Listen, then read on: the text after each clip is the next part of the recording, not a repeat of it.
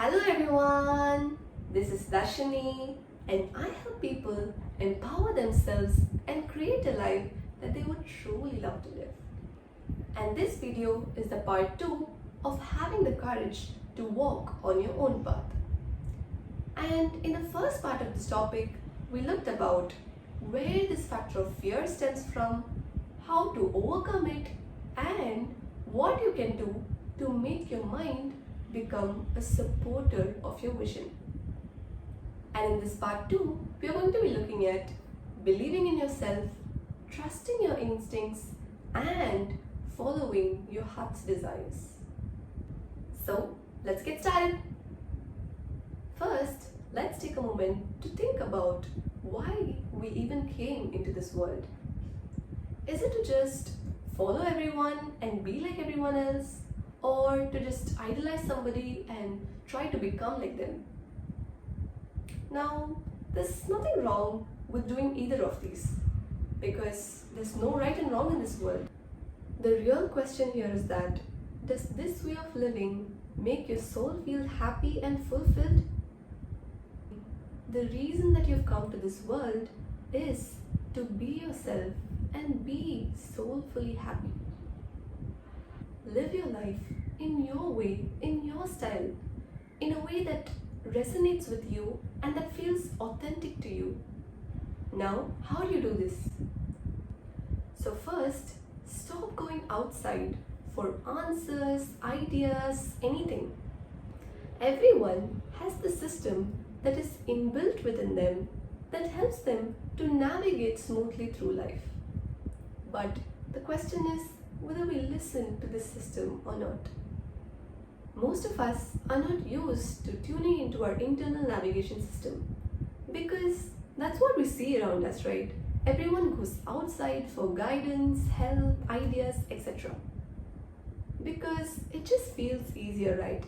Why bother training ourselves to listen to our internal navigation systems when we can just go outside for guidance and help?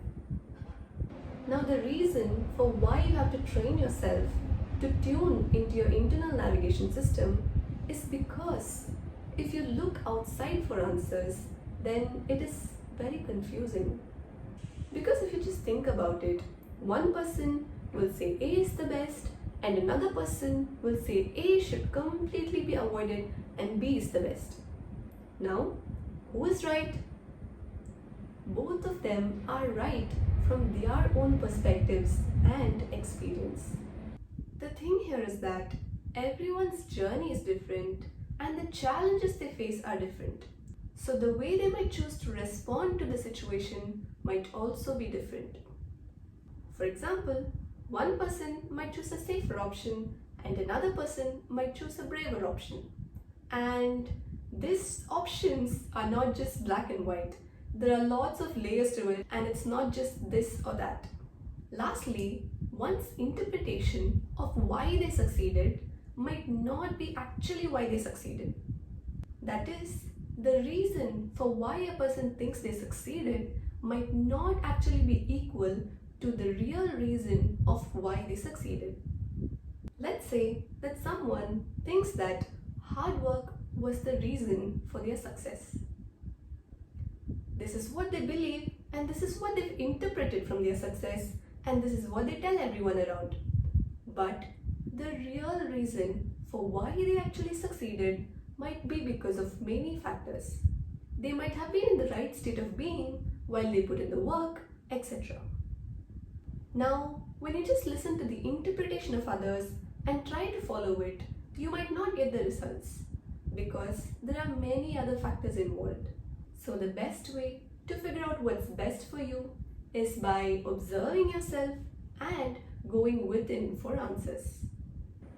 If you're someone who's very used to going outside for answers, then when you start tuning into your internal navigation system, then in the starting, it might feel quite difficult to listen to this voice. Because, by the way, your internal navigation system is your inner voice. So, when you try this for the first time and when you try tuning into your inner voice, you may not be able to hear the answers clearly and You might feel that the answers are not readily available to you or not easily accessible. Because tuning into your inner voice is also like a muscle that you train for. The more you listen to this inner voice and go within for guidance and listen to that guidance, the more easily it will be accessible to you and the more readily you can hear the answers. But when you're training for it, you've got to be a little patient with the process and be ready to wait to hear the answers. Just ask your question and relax and surrender. The answer will come to you. But the answer comes to you in the most relaxed state of being. If you're still wondering whether it's worth it to go through all this training to train yourself to go within for answers, then think about it this way. Why go outside for answers when you are the only person who could possibly know what's best for you? See, what other people tell you could only be ideas and suggestions. It's like, can another person tell you what you feel like eating? Is it even possible? It's the same way. Another person can't tell you what your passion is, and another person can't tell you what you should be doing with your life. The problem here is that people sometimes want immediate answers. If you're just willing to go through the process of figuring out what's best for you, then ultimately, in the end, the answer that you figure out for yourself would be the most suitable one for you. If you want to find someone who can help you in this journey, then find a person who can train you to tune into your internal navigation system and not directly a person who can give you the answers. It's like choosing a teacher who can teach you how to think for yourself and not what to think. A teacher, mentor, or a coach is someone who should make their students be independent after they go through their coaching period. I'm not trying to ask you to do everything by yourself and not ask for help. That's not what I'm trying to say. Get the training required to figure things out on your own. For example, once the coaching period ends, you should be able to operate on your own. That's why I help people to empower themselves to create the lives that they would truly love to live. I don't give the answers directly. I train them to be independent thinkers, to figure solutions out for themselves, to handle their emotions. Suppose an obstacle arises, how do you handle the situation? Basically, whatever the situation is, you should be able to handle it as independently as possible. It's like when a situation arises, instead of thinking like, who can I ask for help? It's like, okay, this has happened. Okay, now let me figure out a solution for it. The truth is, you are enough. You are enough to be able to handle any situation in life. So, that's what I help people do. You can do anything on your own. Of course, we may not be able to be independent in all aspects of our life because there are many people who play many roles in our lives. But our goal is to be as independent as possible because the more you operate from the answers that you get from within, the more you'll be walking on your own path, and a path that is very authentic to you and that is very aligned to your soul's happiness. It's not that you should not go outside to learn anything. For example, if you want to start up a business and you want to know how to register a business, how to set up a funnel, etc., then for these type of questions, you can go outside for answers.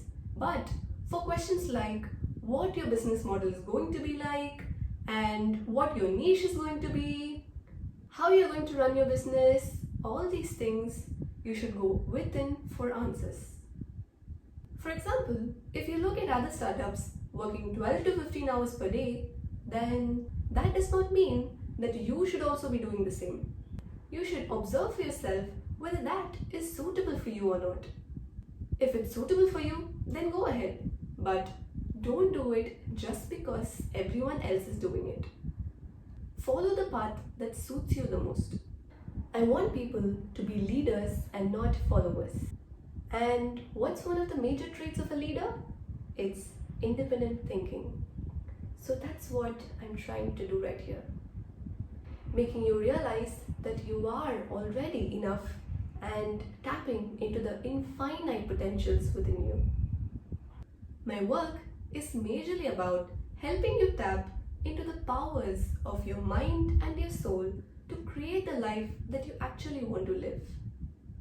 So if you'd like to get coaching from me, just drop me an email and we can discuss further. And I've given my email ID in the description box down below. So this was part 2, and in part 3 we are going to be talking about why people like going outside for answers and ideas. It's not just that they are used to it and that's what they see people around them doing. There is more to it. So watch part 3 to check that out. Thank you very much for watching this video, and I genuinely hope this video is helpful. Hit the like button if you like this video and subscribe to this channel if you choose to watch more videos like this, and see you next video.